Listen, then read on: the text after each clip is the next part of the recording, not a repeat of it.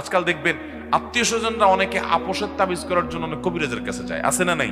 ওই কবিরাজ গুলো জেনে না জেনে কুফরি কালাম করে, শয়তানের আশ্রয় নেয়, শয়তানের সহযোগিতা কামনা করে।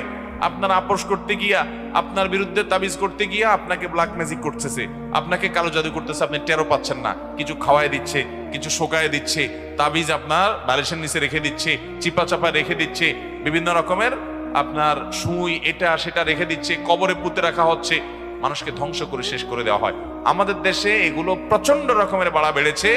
অতি সম্প্রতি দেখবেন ফেসবুক ইত্যাদিতে বিভিন্ন কমেন্টে দেখবেন তান্ত্রিক অমুক কামরূপ কামাখ্যা থেকে প্রশিক্ষণ প্রাপ্ত, দেখছেন নি? হেনিতে আসেনি?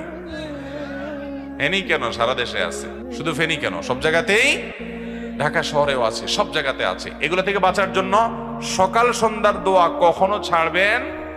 সব দোয়া পড়তে না পারেন, অন্তত রক্ষা কবচ দোয়াগুলো পড়বেন। 3 কুল, হাসবি আল্লাহু লা ইলাহা ইল্লাহু, বিসমিল্লাহিল্লাযী লা ইয়াদুররু মা ইসমিহি, এগুলো কোন অবস্থাতে ছাড়বেন খবরদার। ঘরে ঘরে শুরু হয়ে গেছে। আল্লাহ তাআলা আমাদেরকে বেঁচে থাকার তৌফিক দান করুন।